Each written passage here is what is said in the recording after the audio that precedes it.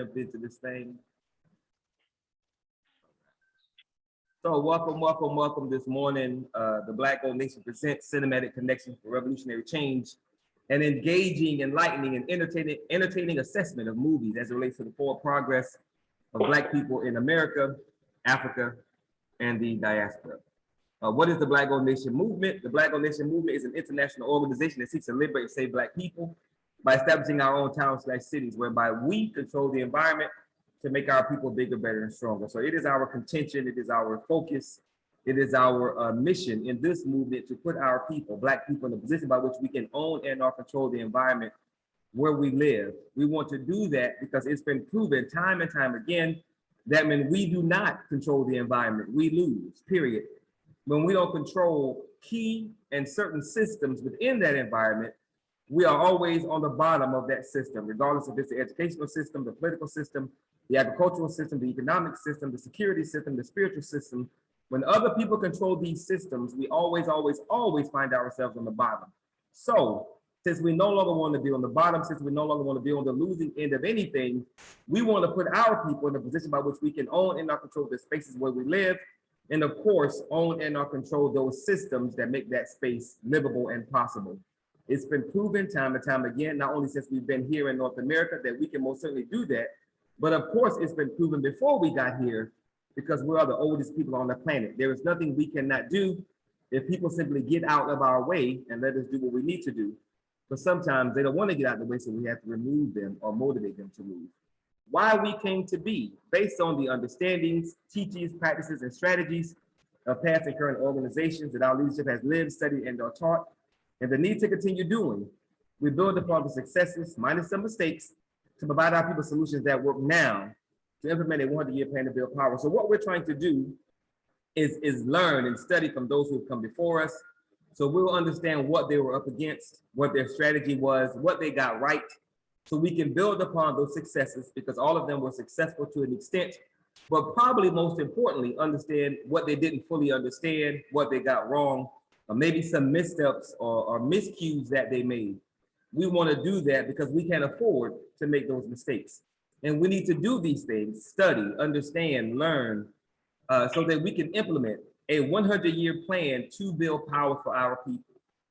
Black people are seemingly always behind the 8 ball because we don't study, because we don't understand, because we don't learn.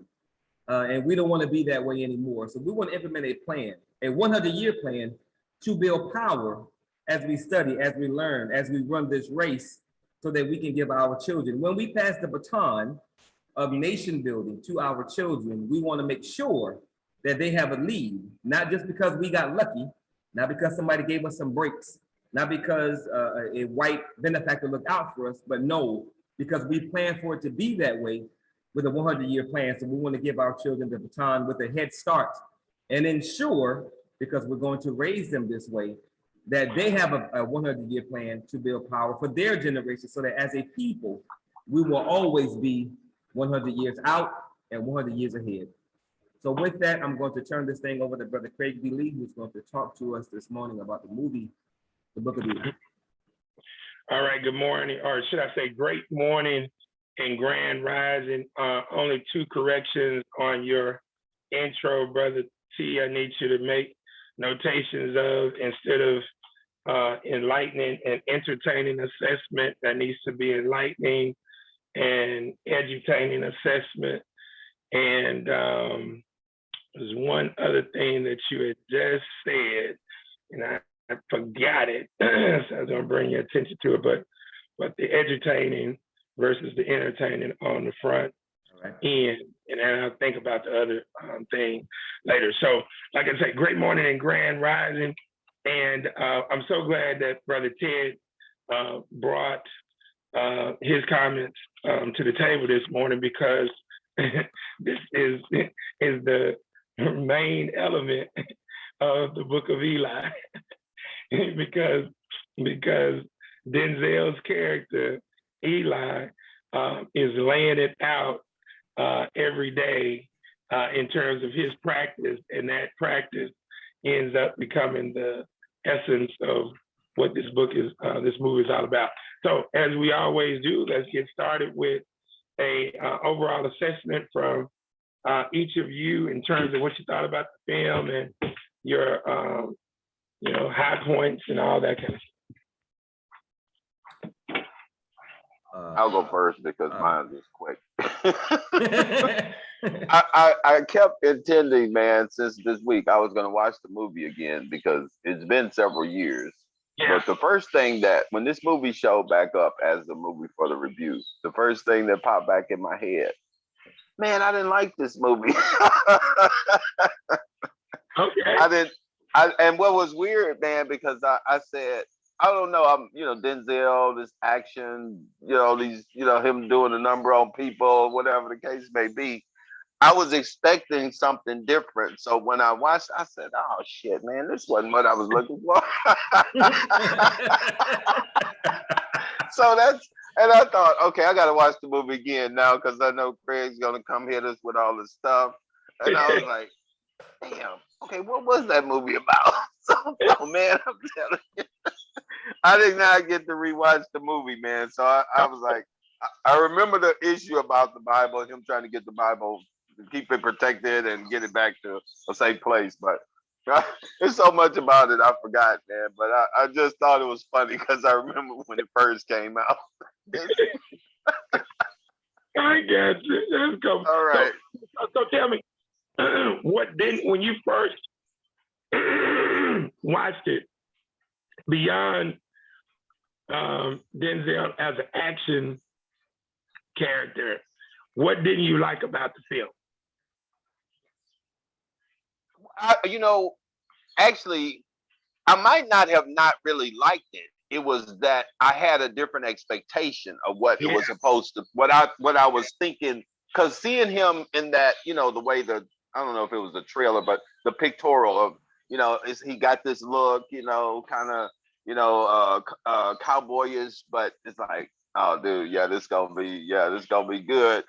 Yeah. But then it wasn't Magnificent Seven, so it wasn't that role, but that's what my mind was thinking of, something along that line. But him as a character, man, oh man, I think Denzel is shit. He is at the top of the list, man, for my guys.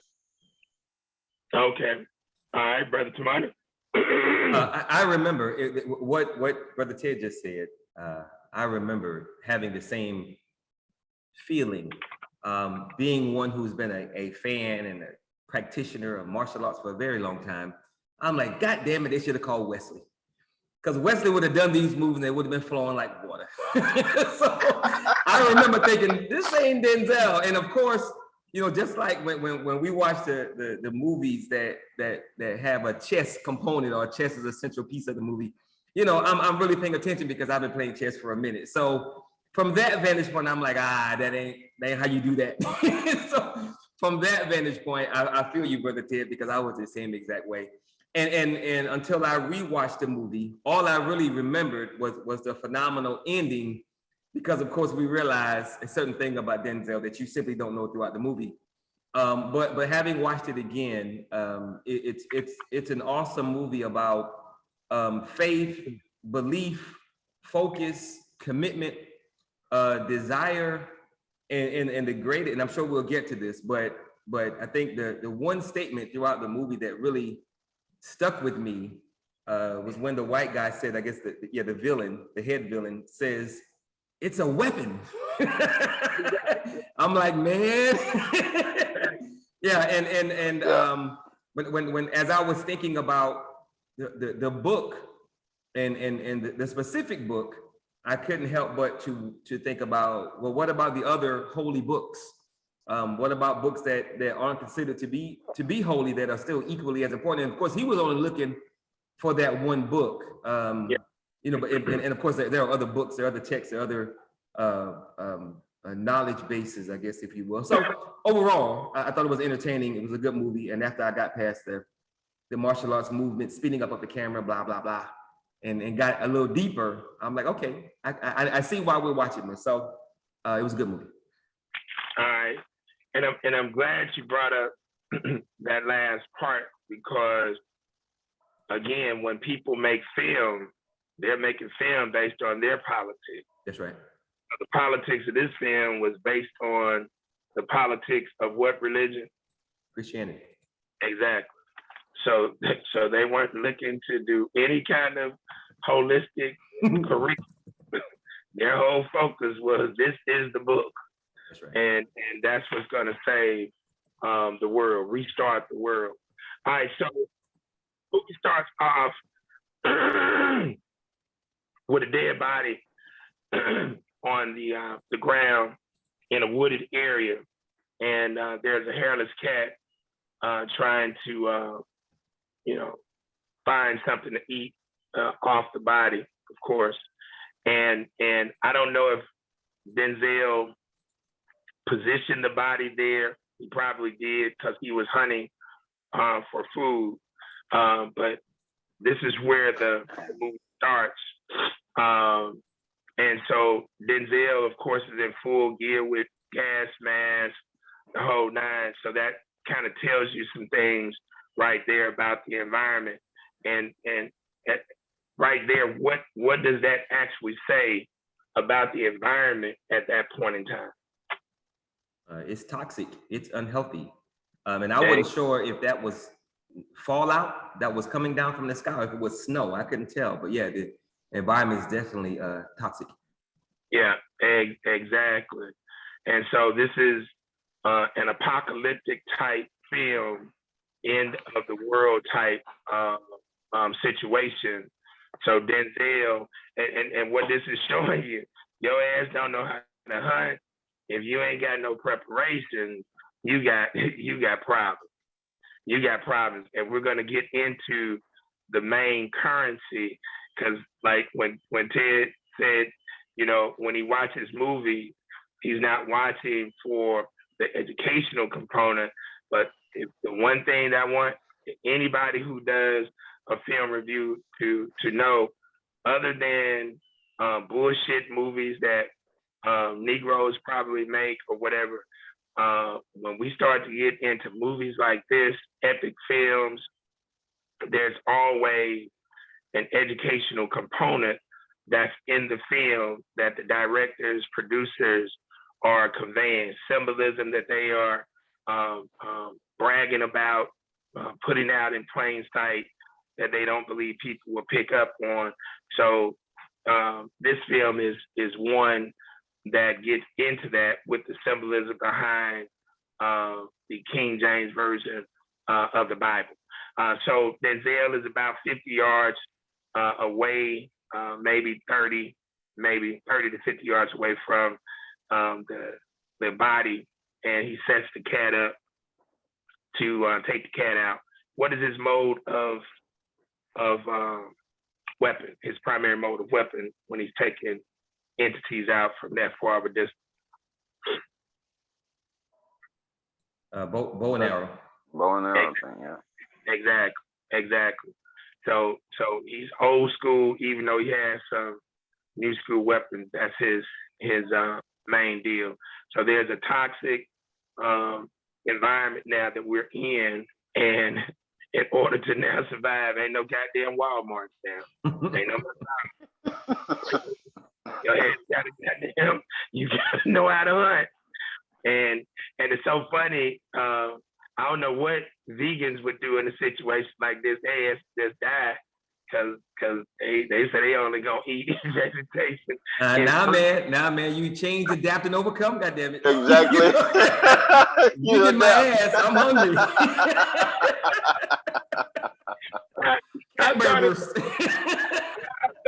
I think, goddamn, there might have been a cat burger eating. Talking about the goddamn vegan. Ain't no goddamn vegetation for your ass. So, but Eli kills the cat, and he begins to find walking. He ain't got no damn car. So he done walked from the East Coast to the West, because that's a hell of a long ass walk. And so we'll find out how long his ass has been walking in the movie. But he kills the cat, and he begins walking to find a place to sleep for the night. Because security is paramount now, because we can see, and this is a part where I tell people who talk all this foolishness about fewer laws, fewer regulations, no real oversight, going back to Africa. And this is what I tell our people. Just think about this logic. If Negro savages are doing what they do amidst the laws, the prison system that we have, yes, sir. what the hell would happen if we had the purge? Okay, that's what it would be, man. jeez. Bruh, if they don't want to follow the white man laws that they know can get them put in jail or electrocuted or, gas chamber or drug death, why would they then follow fewer rules? I don't understand that rationale. But this movie sets the tone for what would happen if there ain't got no goddamn law enforcement going on. You had better know how to fight, and you better have some weapons, because the savages are coming for you. Okay. Right. And this is where we're at within the overall deal. So on his journey, he checks a car where now we see the real deal. There's a nuclear war that has obviously happened and it's scorched the earth. And so he checks the body in the front seat, and he's looking for shoes because he didn't walk so damn far from the East Coast. He needs some better shoes. I ain't gonna say no new shoes, but some better shoes. And so he checks the feet of the body, and no shoes. So of course he continues to go ahead and walk. He finds an abandoned house. Of course, now we're looking at security aspect. And the first thing that he does after he rearranges some dishes and whatnot, he checks for the number one commodity in the damn film. And the number one commodity in the film is what? Water. Exactly. But you mean to tell me it's not goddamn the Benjamin Franklin's no more? Nope. The mode of currency and the value of currency has changed dramatically. Wait a minute. It ain't Bitcoin even? It's not even Bitcoin. It ain't no Bitcoin, no crypto, no nothing. It's water. I got to drink. So in all actuality, Bitcoin, dollar bills, the yen, the pound, they're just what? Belief systems. There you go. Based on what? What we put value on. Yeah, we'll bet value on the power system, those who put it in place. But those things are based on what? Belief? One word. No, the belief What's the letter? is based on what? What's the letter, the starting letter of the word? Nah, then you know it. I don't know. An idea. Idea, okay. Idea. All right. The beliefs are based on the ideas: Bitcoin idea, Ethereum idea, United States dollar idea, yen idea, British pound, mark, all these ideas. So the currency is no longer any of that. The currency is what? Water. Or natural resources. Yeah, water. Food. Something that you're going to do what with? You're going to do trade. And what is that called? That type of trade is called what? Barter. Barter. There you go. So right there, Brother Ted, within the first 12 minutes of the film, we are now looking at environmental disaster based on so-called man's desire to control the lives of everybody. So now we have nuclear disaster. We also have survivalist skills, and we also have a new economy that is based on actually an old economy. And if you don't know how to survive, all of the conveniences of the world ain't gonna help you, punk ass. Okay. So, because now we're back to the barter system. All right. So there is no water. So now this is telling you, you had better be very disciplined when it comes to food and water, because it's slim pickings. Because as you're out in the environment and it's toxic, what else is going to be toxic? The water. Everything else. Exactly. Water, the ground. You see what I'm saying? Yeah. And so from that standpoint, you really have to tap in and have some discipline. So he spends the night at the place he cooks I thought it was interesting how they showed how he cooked the cat, because the way that he cooked the cat through the rotisserie, the blood was dripping out. So there's a certain way, of course, that you would have to cook the food so that you don't get messed up, so to speak. And he took his bath with what? Wet wipes. You know, a goddamn wet wipe. Yep. Which also has to have a lot of value. Yeah, exactly. Goddamn wet wipe. That's right. I mean, that's why I'm bringing these things up. Goddamn value. And so he finds the body in there hanging. I don't know if the person committed suicide or somebody killed him, but he found another commodity on that body. What was it? A lighter. He got the lighter, but it was another commodity better than that. You got the lighter, you got the boots. He just did it. Oh, you already said the boots. No, he was looking for boots. Oh, okay, yeah. Goddamn shoes on, oh boy. And he started walking through a brand new step. That's right, yeah. Okay, so now, just goddamn shoes. What brand were the shoes? Boot. They weren't Nike, huh? It had no brand, it was boot. It's called boot. Yeah, boot. And that's it. And that was interesting, Brother Craig, because that's one of the things that they really harp on in the military, especially when you're doing a roll march. Dry socks and your feet is very important. If you're gonna be doing that kind of movement, if you don't have your feet, man, you can't do anything. So yeah, and that's probably why he had his feet wrapped in saran wrap to keep them dry. Come on, bro. Yes, sir. Come on, bro. Yes, sir. Okay. I mean, so that's he was doing some survivalist things within that overall dynamic. Things that the above average person, normal people ain't thinking about, that we have to have some perspectives. And what it drew me to is, I know we got to make millions and billions of dollars to help build the infrastructure to help empower our people. But the other reason that I know we got to generate resources. The more resources we generate, the more basic we got to live. Yeah. So you need money to be able to establish yourself off the grid. I'm not so focused on generating money to do military training per se, to like overthrow a city or whatever. Protection, yes, cool. But the most important thing for me to learn is survival skills. Yeah. If you have to encounter various things, survival skills. And we're probably going to have to, along the way, redefine what living is.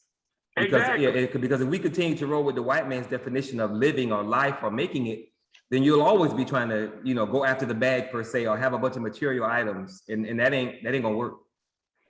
Exactly, and you're gonna be ass out. That's right. In a situation like this, bro, because you don't know what to do. So now we have to make money, Brother Ted, in order to be able to live where on earth?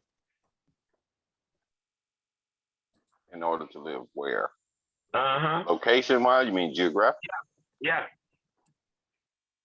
Regardless of what city, or regardless of whatever city, county, or state, we got to make money to be able to now live where also.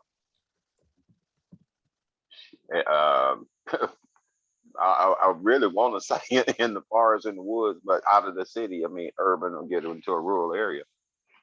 Underground. Okay. For sure. Underground. You got to be able to now have a thought about being able to live underground. Yeah. Give the illusion above ground, but you had better be having some a water system, food source, you better have some things where you can live underground a year, 2 years. It'll be great if you can, have the ecosystem where you're able to grow food underground with the, what do they call it? With the water, being able to, you can grow your plant. It's hydroponics and aquaponics. Yeah, both. Aquaponics And hydroponics. Yeah, and that's a good point, Brother Craig, because most of our people, when you were asking Brother Kerry that question about agriculture and security, it was obvious by his answer that he hadn't yet thought about that. And it's very, very, very important that we understand that at this stage, because we got to understand what we're up against and how they play their game. I mean, they will shit, man. Exactly. Okay. And of course, he's keeping himself sane, listening to some Al Green on what is that device called? The iPod. That was the iPod. Yeah. I never had one. I knew it was an Apple product. So yeah, the iPod. So it's interesting. They paid a lot of money to be positioned. Oh, I'm sure. Yeah. But I mean, the marketing was all in that joint, yo. That's right. Marketing was all in there.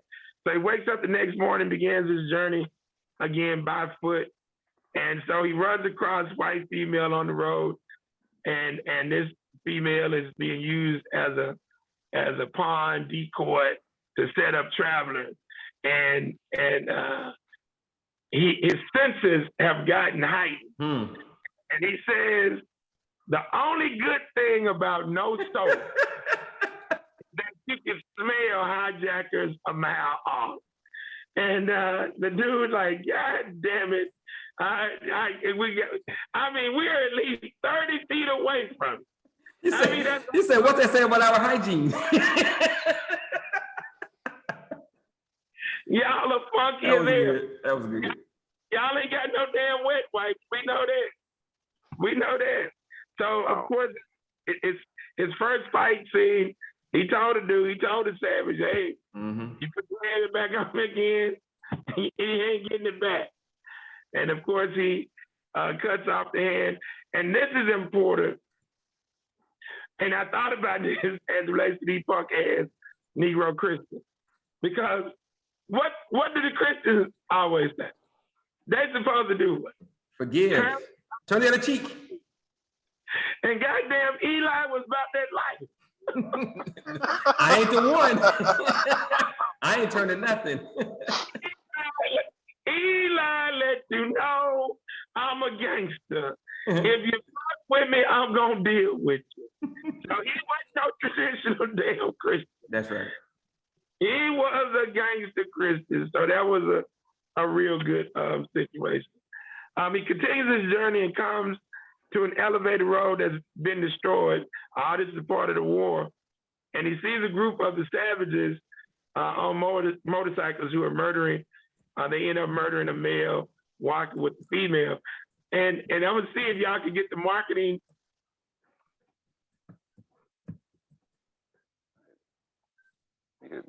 Okay, my bad. Somebody called.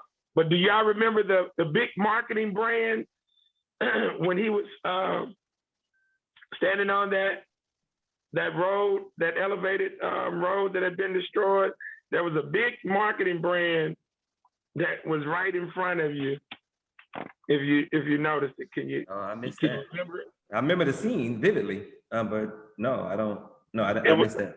It was a Bush truck. Oh, the beer? Okay. Wow. Brother Ted, what I'm saying, if you go back and see it, I'm gonna go see it again. and it's within the first 20 minutes of the film.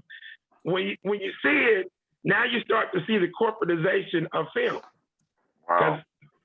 Trust me, they paid for that. That's right. Okay. Just like Apple paid for that iPod to be in there.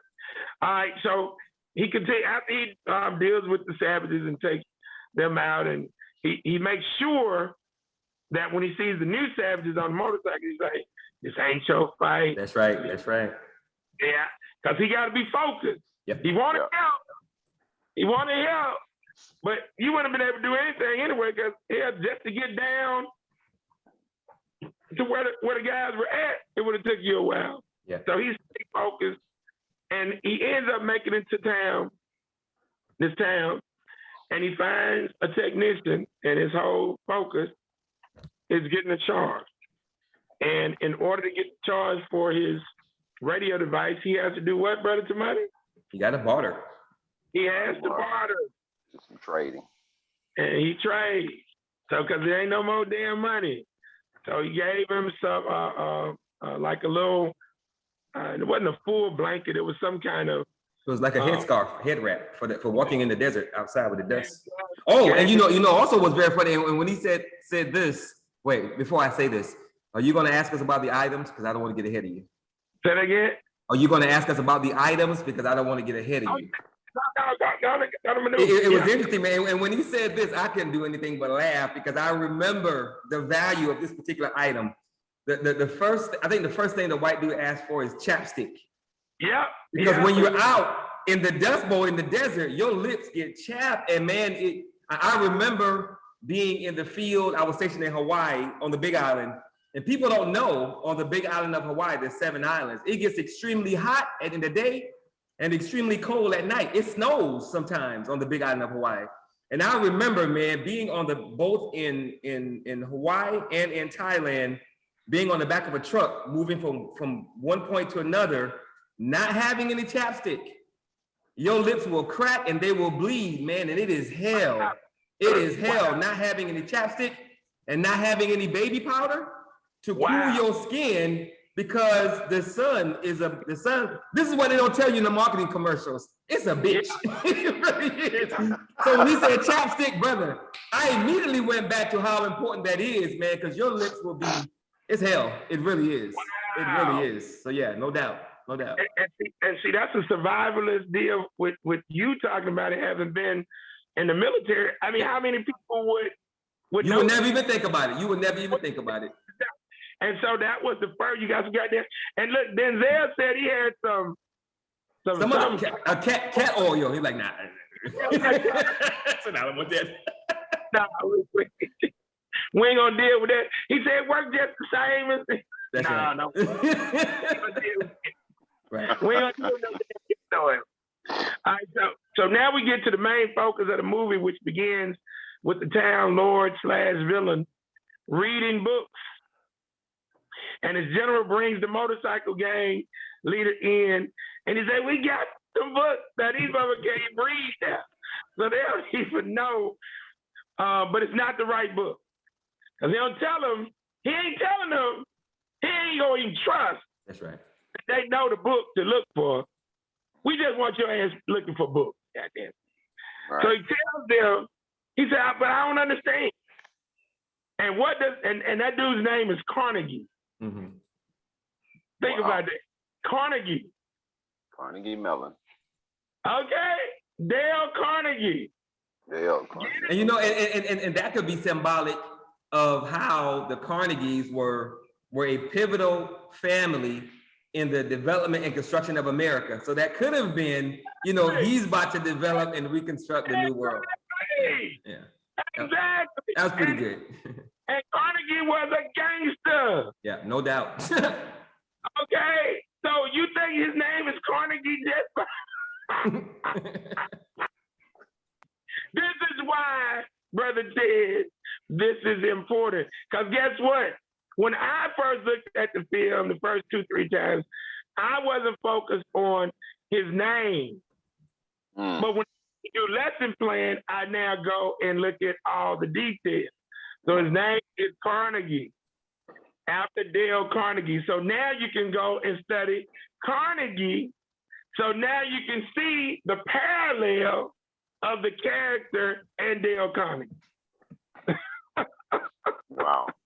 So Carnegie tells the dumbass gang dude, he say, because the dude said, I don't understand. He said, God damn it, you don't have to understand. It's not funny. That's right. But I understand.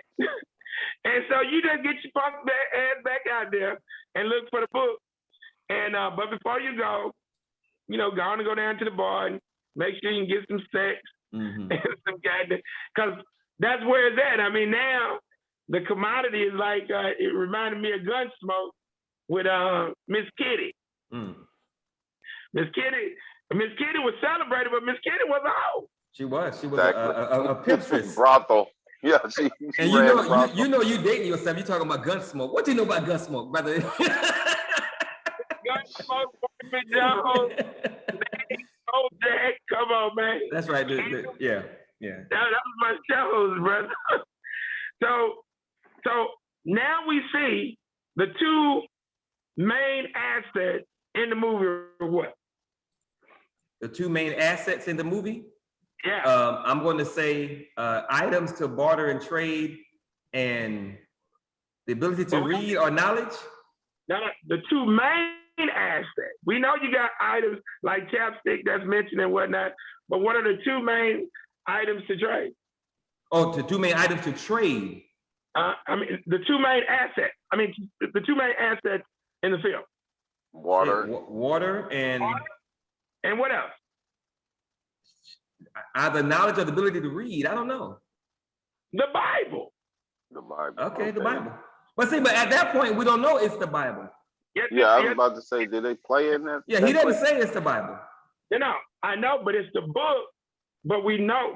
I'm just asking the question ahead of the deal. Oh, okay. Focused on the book. Right. So the two assets, water and the book, which turns out to be the Bible. Right. Yeah. Which could also be a metaphor for water, because you need water to live, to grow, sustain. Exactly. And so something else. Everybody had shades on. And of course the sun has scorched the earth. So now of course the sun is real bright. But any thoughts on why else they would have shades on? Probably so. Other than the UV rays and all of that stuff, other than that. Is there anything else that y'all could think about that could be a symbolism for? I'm thinking security, watching people's eyes and what they do or don't do. But other than that, shades. Because to be outside, you have to have them goddamn shades on, because obviously the UV rays have gone to a whole nother level. No, I don't remember. I don't know. Yeah, I just wanted to see if y'all had any thoughts on that. And so now we get into Eli. Hey, Brother Craig, real quick, it's been a minute since we've seen Sister Jatik on a movie review, so I want to welcome our sister to the movie. Cool, because we hadn't seen our sister in a few minutes. So welcome, Sister Jatik. And I know this is one of her favorite movies because she actually shared it and promoted it. I appreciate it. I'm actually they canceled me for work today, so I was able to roll over. I was oh no. Well, all right. And look, hence why I got my video off, because I'm sitting there, I'm laying in the bed with these covers around my neck. So. Hey girl, as long as you're here, we'll take it. Welcome. Thank you.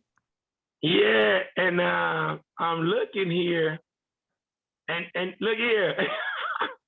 They even got the focus on the eyewear. I'm looking up right now. That was even a contract that they had in the deal. What they weren't Ray-Ban, so I wonder what was the. Look, it's like look here. Actor Denzel Washington wears Oakley inmate sunglasses in the movie The Book of Eli, where he's the lone hero in an apocalyptic world. So now Oakley inmate just want to show you how gangster they are with this thing.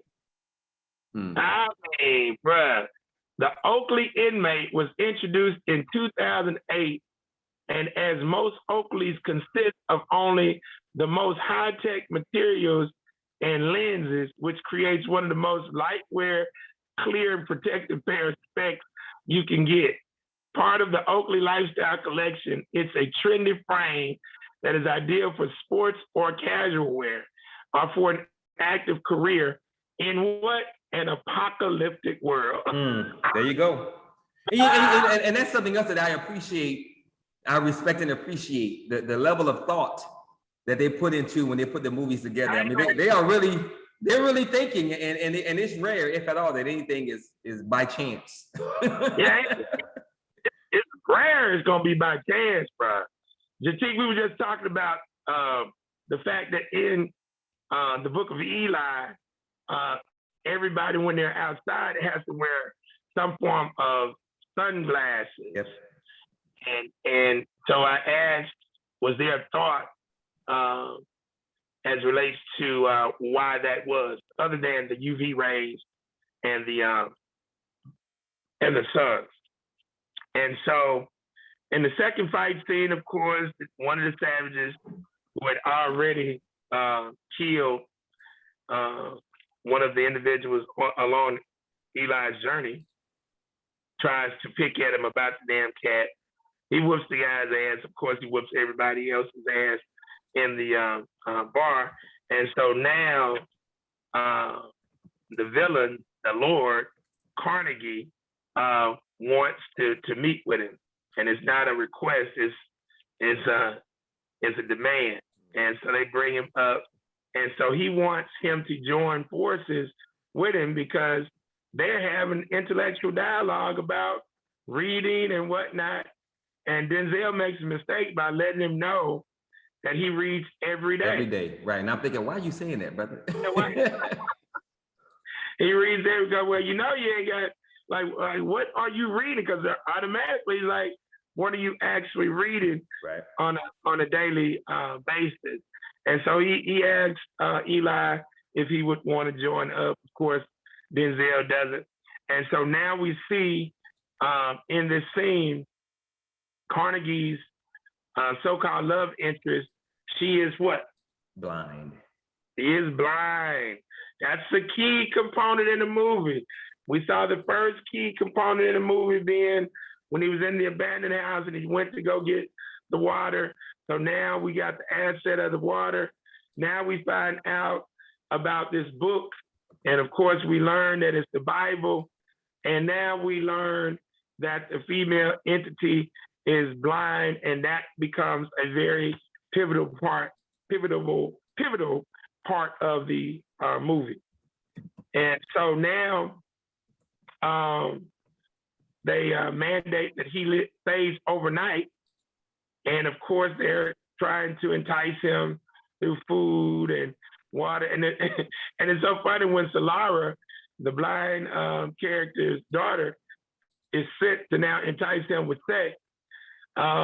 He tells her, man, hell, man, it's a whole bunch of food here and water. And I don't know what the hell you was talking about, because it was like 2 cans of beans. For him, it was a smorgasbord. Because you're gonna hear what he says within the movie, but he references that. And so of course, they're dialoguing. She asked him, how old are you? Because, we'll get a chance to see people your age around here and whatnot. He forgot how old he was, but he does give some indication as to his age when he says what? What does he say? He says it's been 20 winters since the 30 winters. 30. Oh, it's 30. Okay, well, 30 winters. 30. Yeah, since the sun was 30, something like that. 30 winters since the Flash. The Flash. And that's the nuclear war that scorched the earth. And I want to ask y'all, I mean, especially to mine having been in the military, why do you, other than the fact that they're evil and diabolical, why do you think these white folks would create a weapon of mass destruction like this, knowing that this could destroy the goddamn earth? Power, wanting to be the big dog on the block, and even if there is another big dog, it's going to be, quote, mutually assured destruction. If you shoot yours, I'm definitely gonna shoot mine. We both gonna die. So that fear and respect keeps people from doing silly stuff. Yeah. Yeah, I actually think they created it with the idea that it would not be used. Could It be. was created for fear, control. Yeah. Well, If you I don't push know. me I don't to, know, brother, because in Vietnam, they I used know it. they did. Yeah. Yeah, I know they did use it, but I don't know that it was created to be used. I think they created it because, first of all, they discovered that they could. And once you can do it, and what that will do, it will create the fear. What did they do when they enslaved Black people? They built the fear in. I didn't get you and take you as a person that I'm going to enslave. And I just got you because I'm going to kill you. But by killing you, I'm going to show everybody else that, hell, I tell you what, if you don't do what I tell you, this is what's going to happen. I mean, the fact that we would take Hiroshima and go to that level, well, we weren't planning necessarily to do that. But if you make me do it, I will show you that I am going to use it, or I will use it. Having done that, what it did is it set a precedent that, hell, a bunch of people end up with nuclear bombs. And even to this day, ain't nobody else used one. Ain't nobody else used one. And they probably will not. They probably will not, because they already know what the destruction of it would be. And they know now that more than one person has it. That's why America being the superpower. Yeah, okay. But you ain't the only one that's got one now, you know? So the threat of, well, you know what, everybody that's got them, we better make them our ally. Now, if Iran or Iraq, somebody did finally get one, guess what? They might be the people who say, well, shit, we don't care. We will use it in spite of. They're not afraid of dying. I don't think America has a weapon that America won't use. Well, I know they will. No, see, I'm not actually saying. I don't think when the idea of creating it, I don't believe it was created with the idea that we're going to create this and do this to somebody. Oh yeah, I don't believe that. We're going to have this so that we can threaten them, because people, once they know what I mean, there is no fight. I mean, you're destroying everything. And it's not like you're just destroying 100 people. You're destroying whatever it is, you know.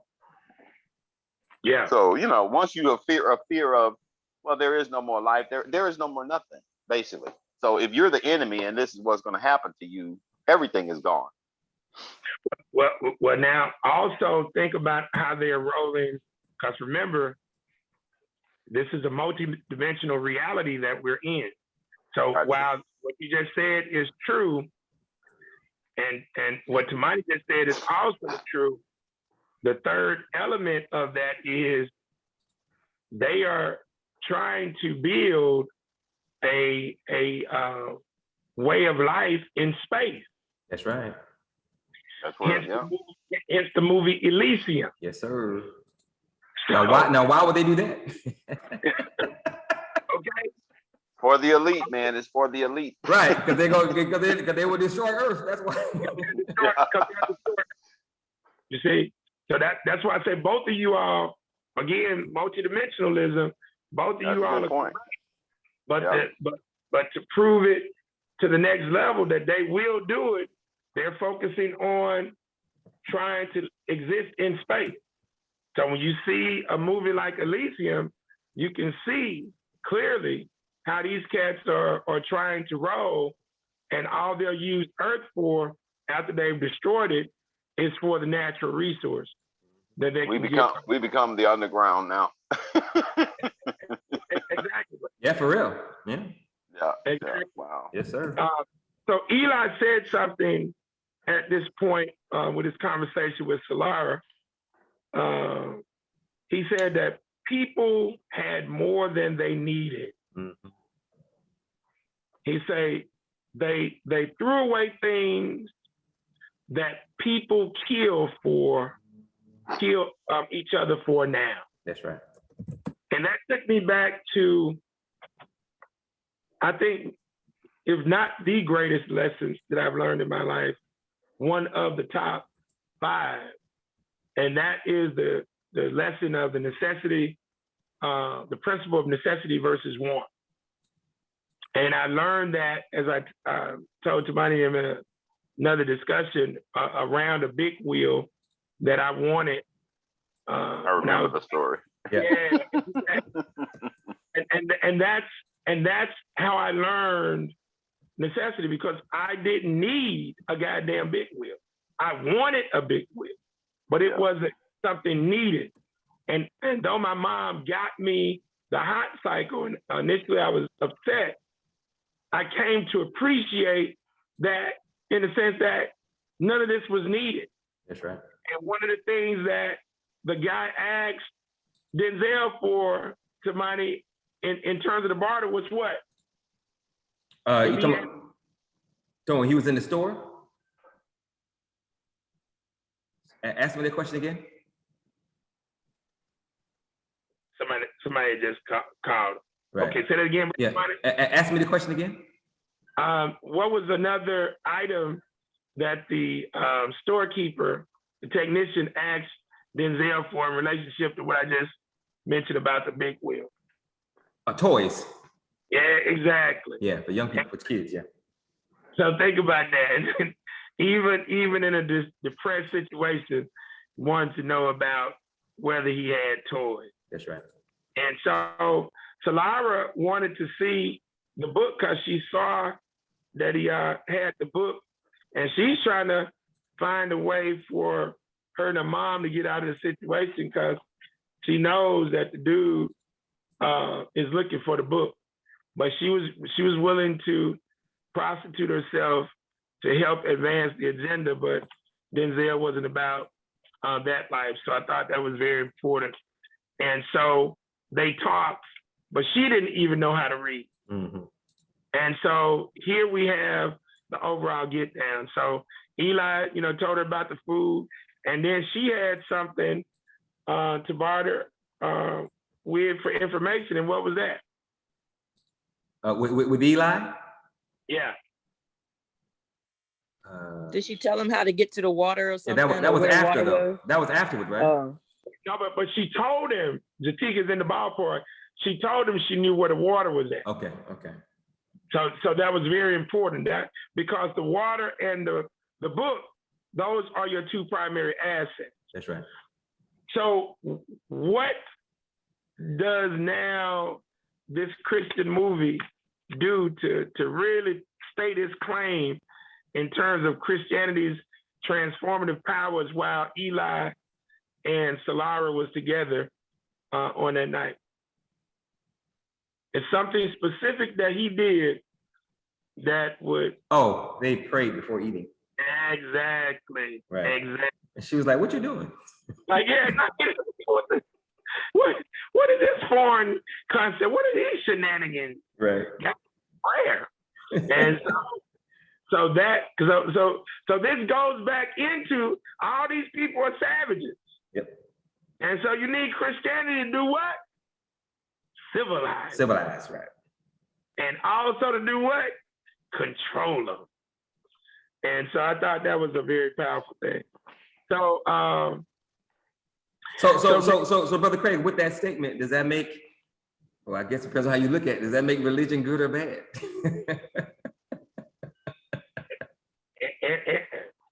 Ask the question again. Does that make, given what you just said, civilize the savages and control them, does that make religion good or bad? So what's your thought on that? What's your thought on that, Zatik?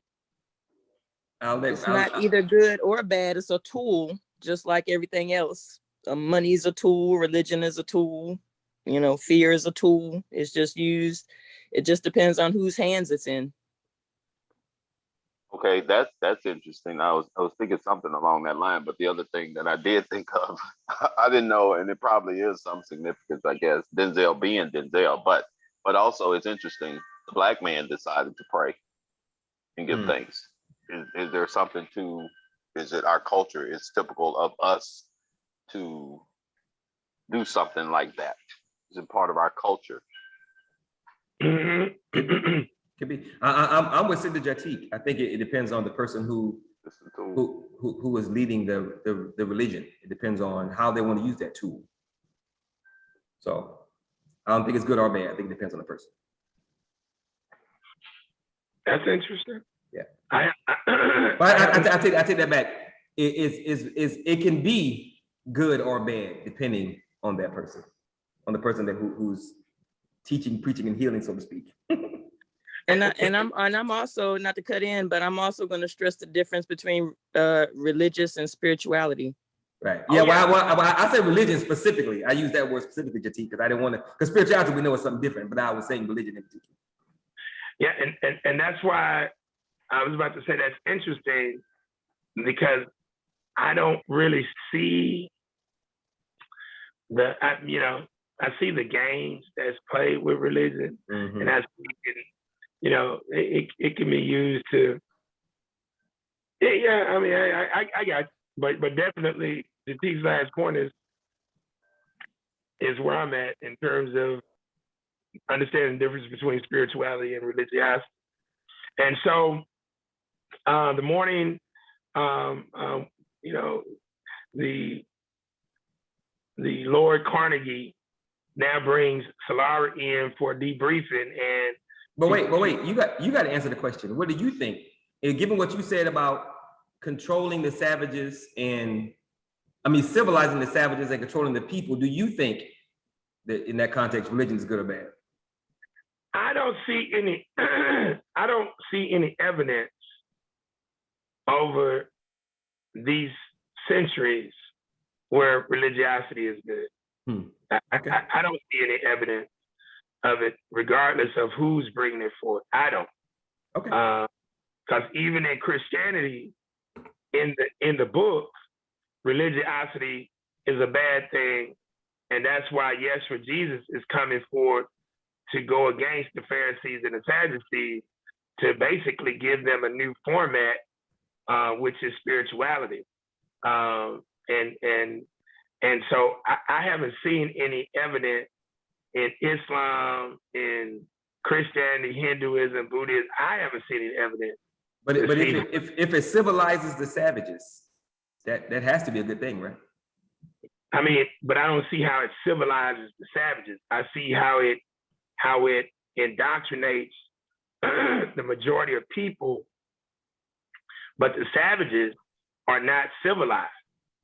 You see, and this is what is brought out in this film, and we're going to get to that. Yeah, right. Because Carnegie was a savage. No doubt.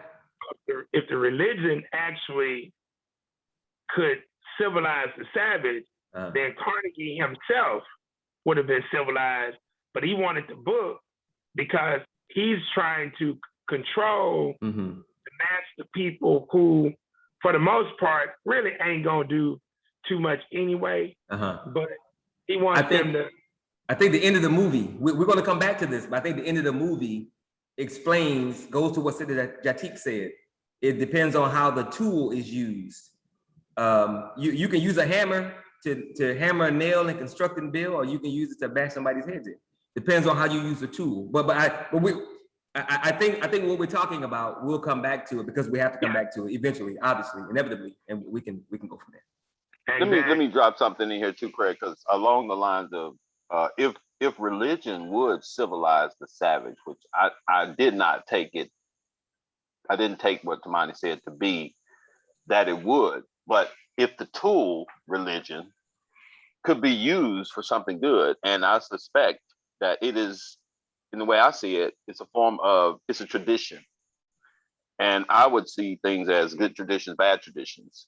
The way you use a tool, it could be used for something that is good, even if it is to control, because some people would buy into it. Some people would get into the habit of just doing it because it's just what people do. It's what I was taught. It's what I learned. So in that, they are doing what is quote unquote kind of a good deed or good things. That group of people would be falling in line with, even whether it's controlled, indoctrinated, whatever that might be.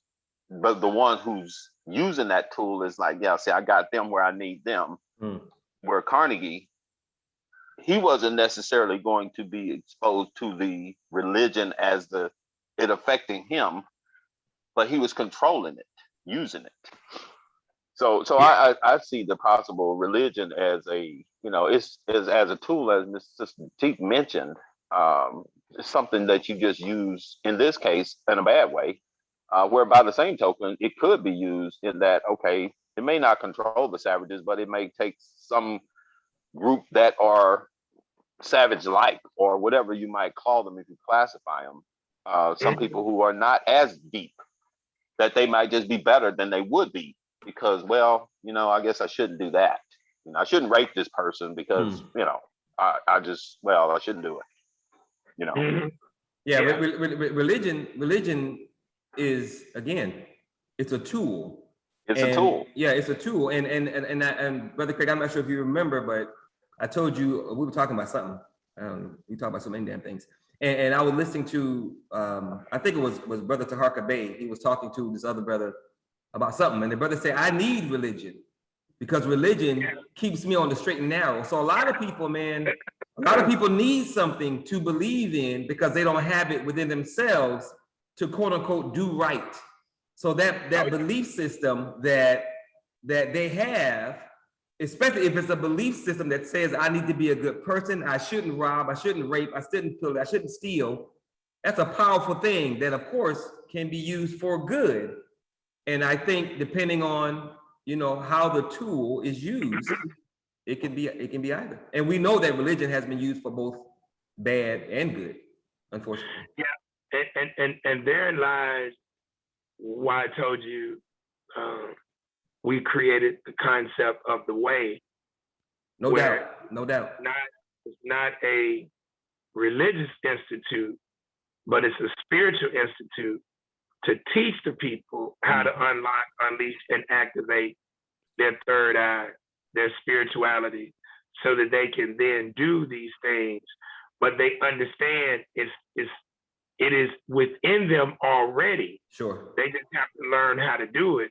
Religion, the reason that I am not one that rose with the belief that religion has any real positive, it's not like really a good thing, is because religion sells the premise that if you don't go through this, then you can't do this.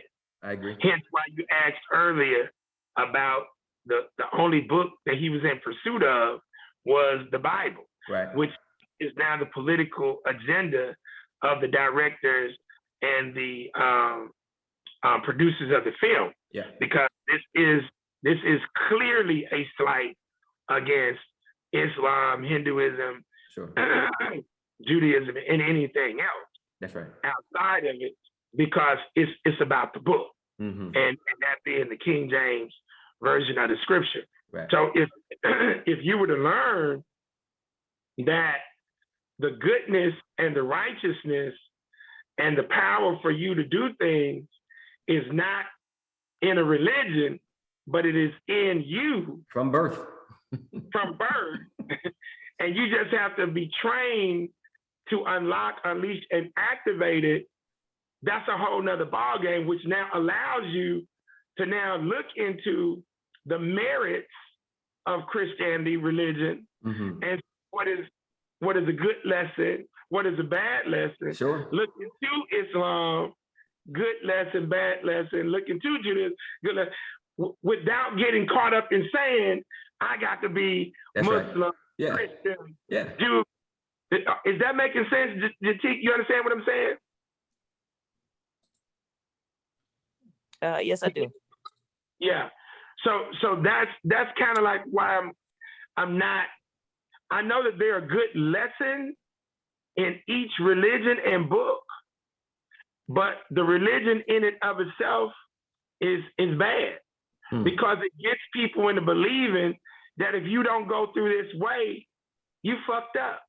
Yeah, and I think that's it goes back to what Siddha Jatik said. The tool used that way is used incorrectly because it's not true that you can only do whatever via this path. The religiosity of it is a part of a process, or it should be a part of the process. But no religion teaches that. I agree. I agree. One of them. Yeah. Not one of them. Do you know a religion that teaches that? I don't know. Yeah. Hence the need for the way. Exactly. Yeah, I can dig it. I don't know of a religion that teaches that. Word. All right, let's get back to it. All right, so now, of course, he gets the briefing from Solara, and she, tells him that the book has this cross on it. So he's like, That's it.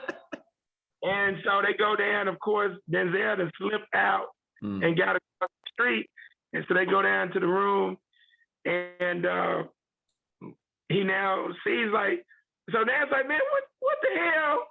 Why is this focus on the damn book? And he says it right there, I need the damn book to control the people. He said, although I can talk and I know how to use words, the book got the right word. Mm-hmm. So the whole reason around this film, for me, I wanted you all to see, these white folks are putting this in their movie to let you know how they control the masses of the people. And that's something. And that's something. They got it in the movie. Yes, sir. Letting you know that this is the game. So the dude said, but it's just a book. And that's where he says, it's what? It's a weapon.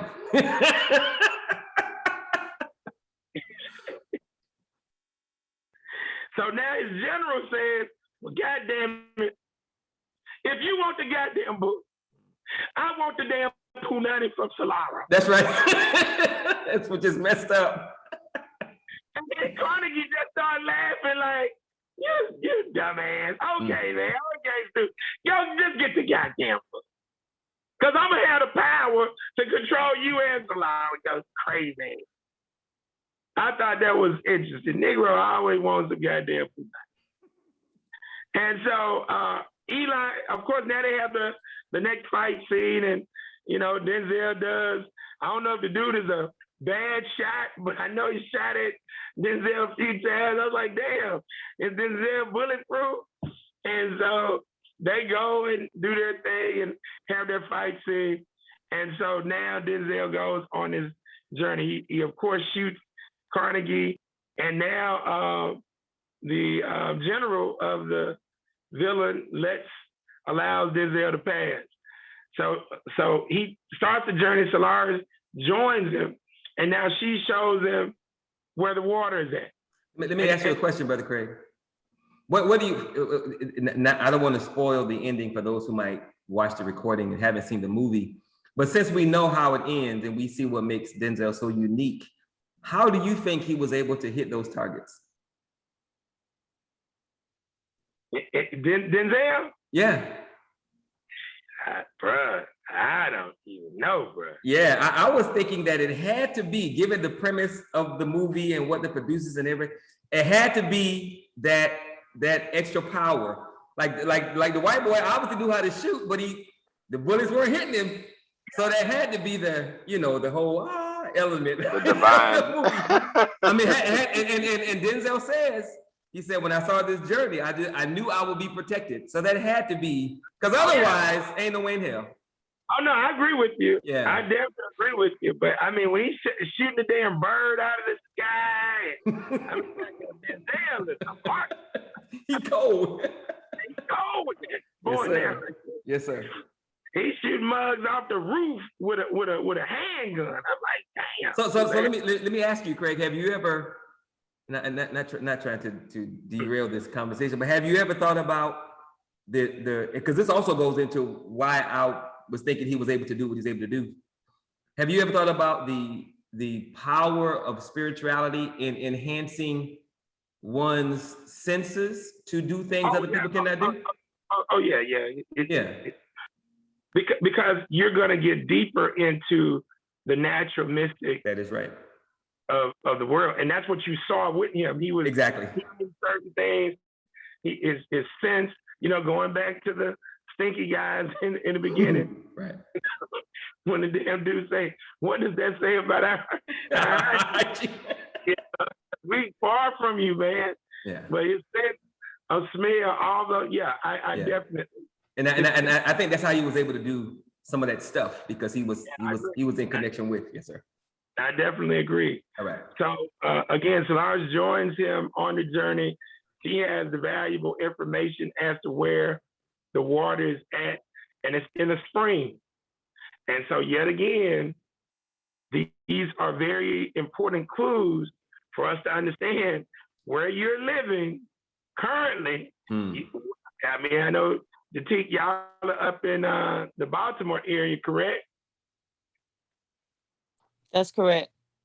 And so are you all looking for land in the rural part of Maryland as potential acquisition of something before something like this happens? Are y'all thinking about concepts like that?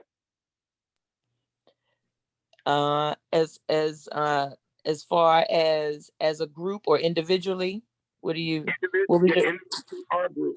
Yeah, both, all of them, everything. Okay. Anywhere. Yeah. Yeah. Whatever opportunities abound. Yeah. Yeah. Right. People have left the South. Some of them are returning for this very reason. Like Shreveport is built on a spring. So water abounds naturally in Shreveport. And then, of course, up in Arkansas, they got springs, all over. If you've never been to Hot Springs, Arkansas, I challenge you to go because it's phenomenal that they built an entire economy off of the natural spring water. And they talk about the healing powers of it. So when you see Solara and Eli go into the cave and you see the spring water, and it's like, but the people don't know. Mm-hmm. So they ration out the damn water as if, that's an economic concept called scarcity of resource. So now the scarcity of resource keeps you controlled by me. Yep. Now, if I could just get that goddamn Bible, I'm good. Because I got the water. And whose water really is it? Everybody's, huh? Everybody. Yeah. If you ain't a gangster, you just gonna fall in line with your canteen and get that water for the day. So I don't know if any baths were being taken, but I mean, it's just an amazing deal. So now we get into the lower nature reality of individuals without ethics and morality. Prostitution becomes a major commodity. Yep. Because it's like you're selling your body, male or female or male. And so while they're on their journey, they spend their night in the silo, and Eli begins to tell Solara the story about how the Bibles were burned. And he said that, this was, some say that this was the cause of the war. So now we're talking about, jihad, spiritual, religious war that went on. And he had the last book. He had the last King James book. And of course, we don't know it at this time. We don't know it until the end. And I'm going to see if y'all caught it. We don't know it until the end, but there's something going on with Eli and his natural abilities as well that we'll find out at the end. So now Carnegie and his crew, they are trying desperately to find Eli and Solara, and they find him at a house with this older couple, and they were very interesting. They're cannibals. They done ate the people. They you don't see no cows, you don't see no chickens, and they say, y'all want some meat? Yeah, we got no, we good. We good, because we think we know y'all got this meat from. And so that's a very interesting dynamic. So of course they get into their shootout, and of course now they end up taking the book, and the ruler wanted it to be known, Carnegie, that Eli was just a goddamn man. So I'm gonna shoot his ass, and I'm gonna show you. Now he could have really messed him up and shot him a couple more times, and then for damn sure Denzel. That would have been it. I think that would have been it. I don't think Because he's like, but I love what he asked when he shot him. Where's your goddamn Where's your gun? God now? That's right. Where's your goddamn gun now? You see? And that's a hell of a thing in terms of that. And so the ruling the gang takes Dolores, but she's able to cause a crash with the vehicle and blew up the other vehicle. So they let her escape. And of course, she now takes the vehicle, picks Eli up, and they make it to the West Coast, while simultaneously the Carnegie gets back. He gets the technician to open the Bible, and he just is ready to start reading. And it's like, this shit is in Braille. There it is. And so now, at the beginning of the movie, where we now see his female blind, now she becomes the third asset. Because in order for you to take advantage of the second asset outside of water, which is the Bible, you need her. That's right. Expertise. And she smiled when she saw because she knows. That's right. And he says, read it. And she says, I forgot. It's been so long.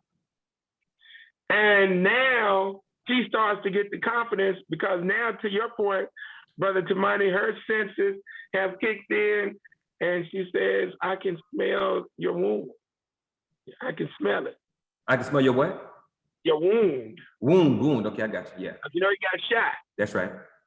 And so he's desperate now.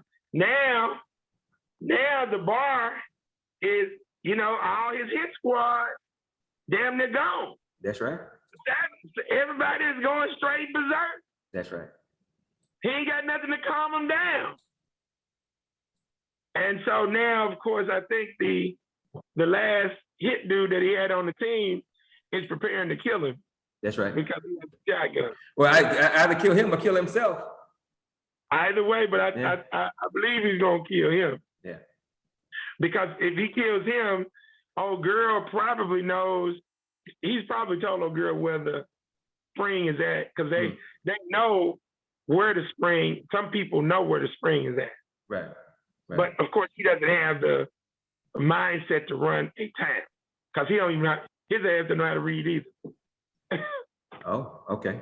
Yeah. So, Solara and Eli make it to California, the Bay Area, and it turns out to be the Bay Area, and they end up taking a boat to the fortified prison of Alcatraz.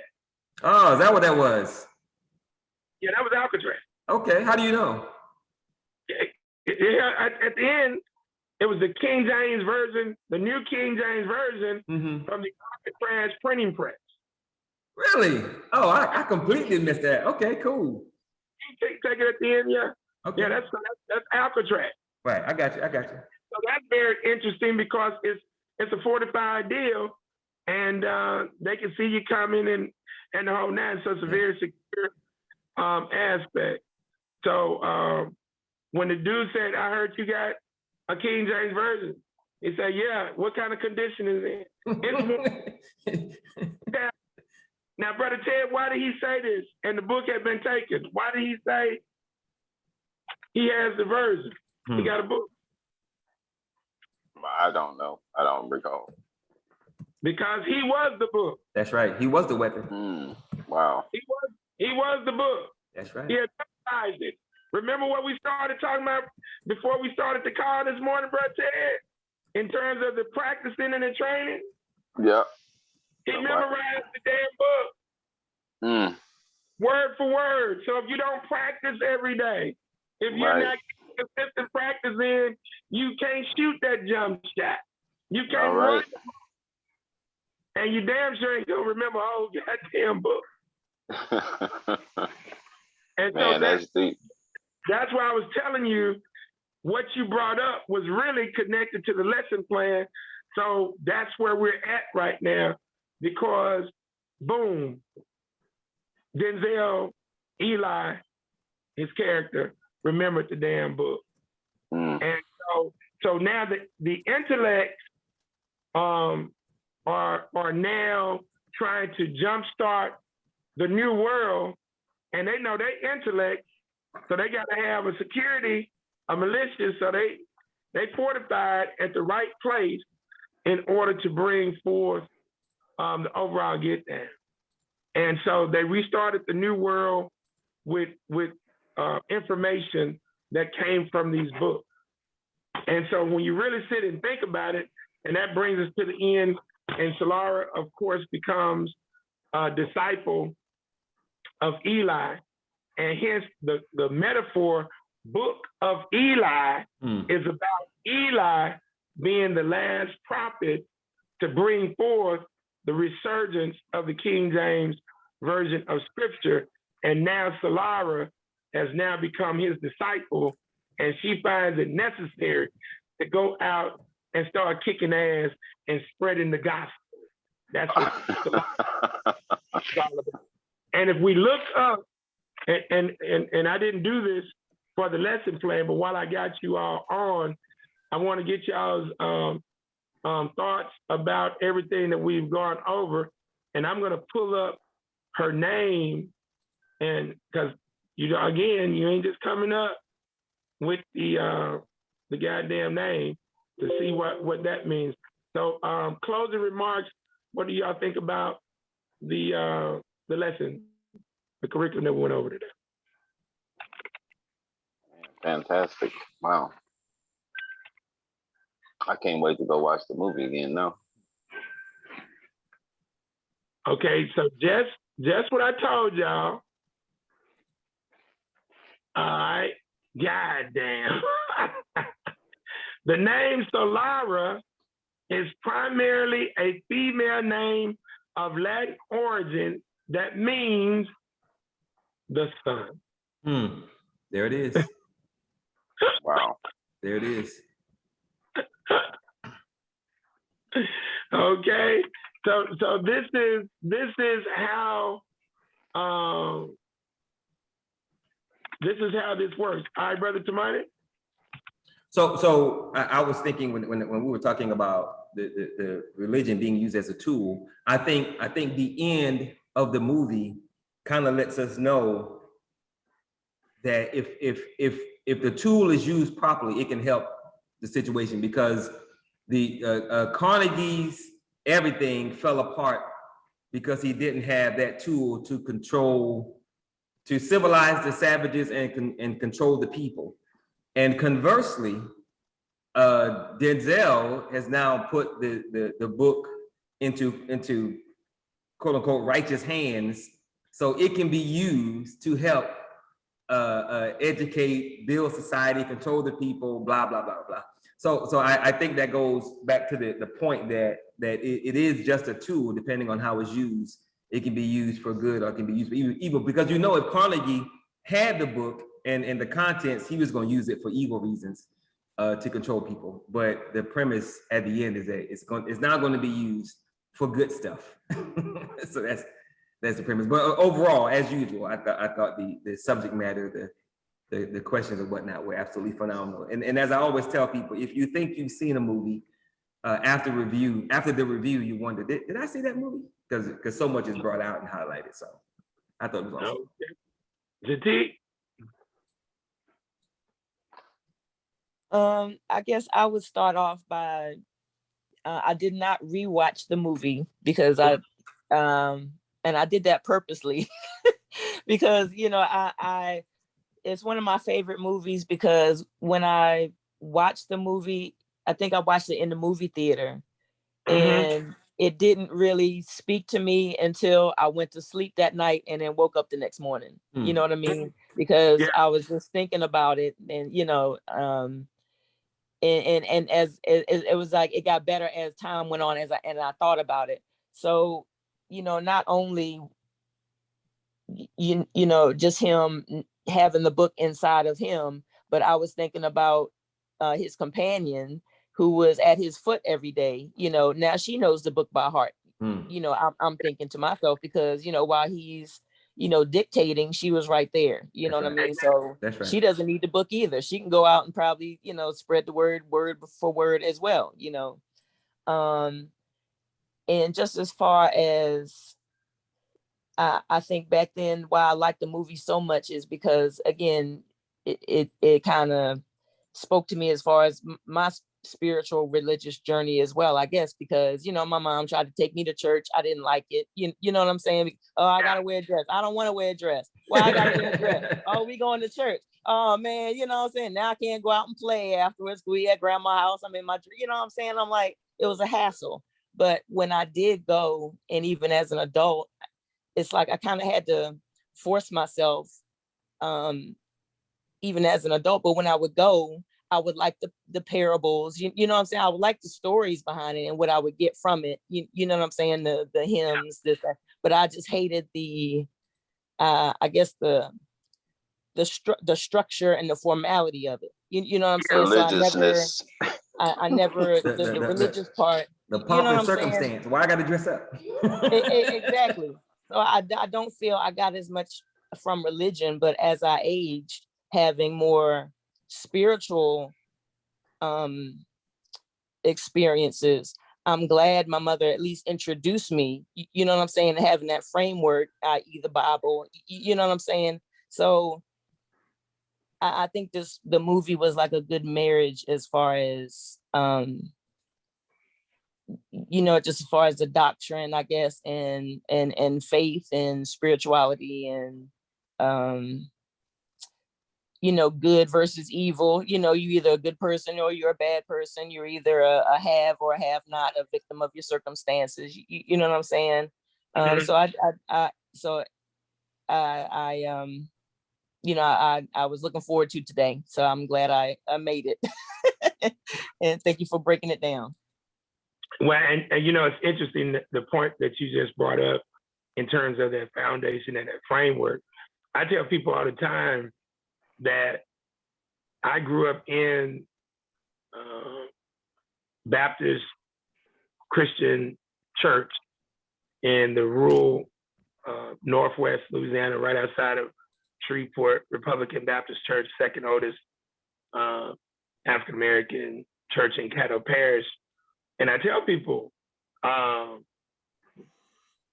without that initial foundation, regardless of the type of indoctrination that existed, for me to go to Xavier in 1985 and now have as a part of our curriculum 2 semesters of theology, 2 semesters of philosophy, and a semester of ethics, the foundation at Republican Baptist Church and ironically, I went to the 2 oldest churches because my godmother, Miss Edith Mae Williams, was an usher at Antioch Baptist Church, which is the oldest African-American church in Caddo Parish. And my family, I grew up in Republican Baptist Church, which is the second oldest. So I was between both of these places for a period of time, of course, more at Republican. But that foundation allowed me to segue into my spiritual development because I came with an understanding of the hypocrisy of religion early on. And it wasn't any mentor that taught me about hypocrisy. I just saw it from childhood on up to the age of 17. And so, but I don't castrate people for still being in religiosity because, to be honest with you, Jatik, I don't know if you all saw the up in Baltimore yesterday, but I'll send it to you. The episode on CBS News where we were featured, the group I'm affiliated with, Dads on Duty, we were featured yesterday. None of those guys that I'm rolling with are no goddamn Muslims or no, highly enlightened folks. My mentee, Mike Lafitte, who I helped to become the president of the NAACP, he's a deacon at Calvary Baptist Church in Shreveport. They eat hog maws and chitlins. Right? They do all of this shit. But guess what, Jatik? They are willing to do some goddamn work. They literally willing to do some goddamn work. So I've learned over these 26 years of doing grassroots empowerment advocacy that, man, I'm not getting caught up in this religiosity shit. It's like, if a Christian want to do some work, cool. If Muslim want to do some work, which is rare, cool. And Man, you could have left that out, man. Hey, boo, boo, boo. The rope dope. and hardly any of these goddamn old woke ass Negroes do any work. They do a lot of goddamn talking. Yes, sir. But they don't do no goddamn work. I'm talking about in terms of mentoring these young people with youth athletics. Ain't no goddamn Muslims doing that shit. Ain't no here in Shreveport for damn sure. Ain't no damn woke folks. These are pork chop, goddamn down home sausage eating ass Christians. And I'm not in no way, shape, form, or fashion going to allow myself to get caught up in religious rhetoric when I can see a Christian or whoever is willing to rock and roll. I just tell them to park that shit on the side. Let's do the work, and we make some shit happen. You invite me to your goddamn church sometimes, I might be able to make it. I mean, I do lectures at churches periodically, but I don't do it disrespectfully. I go into their scripture, and I pull out a lesson that can unite us versus destroy us. Now, I have to accept a lot of disrespect from these goddamn religious people, especially when I go to funerals, because, if you ain't a Christian, before you die, and you don't confess it, you're going to hell, right? Right. So, I smile and shit. I smile and let this go down, because I tell most of these people I deal with are Christian, my relatives, though. I just have grown accustomed to being disrespected on that level, but I understand. They don't know what the hell they talk about. And I don't allow that to bother me. But getting back to how that's connected with Eli, all of these words, when you see them, book of Eli. So you got to study these words. Eli, what does that mean? Eli in Hebrew means high or elevated. It could also mean my God when it's a derivation of other biblical names such as Elijah, Eliezer, or Elisha. It was popularized in the United States in the 17th century by the Puritans. Eli was the name of a high priest in the Bible. Got it? So they didn't just call him Eli for no goddamn reason. See, so he was, in essence, a gangster-ass priest who stood on his square and he memorized that book word for word, and that was his mission to make sure that it could get to the individuals who were now going to be pressing up more of those, because he knew he didn't have that capability. So again, the one gunshot wound, he was able to go on and get there before he died. Had his ass been shot in the head a couple of times, I don't think he would have made it. But the creator made it where Carnegie only shot him once and left him there to suffer. But I love this film because, again, it's rare that I don't look at a movie from a lesson standpoint, because after Steve Coakley broke it down that you can learn the game from these white folks, by way of their films, that was in 1995. So I've been having my, hat on. I was already looking at films with an enlightened perspective before then, but I really started to pay very close attention after that Coakley lecture. And so hopefully you guys go back, check out the film, and see it with a renewed sense of vigor, and especially the branding element, like the Bush truck, the iPod, these things aren't just put in movies. You know, they aren't just put in movies, because he could have easily had a transistor radio, which would have been better. Think about it. A radio would have been better than the goddamn iPod. Yeah. Because you could have picked up the radio station, because you ain't picking up no goddamn radio station with the iPod. Yeah, what was that device that he had the guy charge? I never got that. That was a radio. That was a radio. Yeah, I thought so. That was a radio. Yeah. But that only came in when our boy was charging it. The focus had been on the iPod. The iPod, yeah.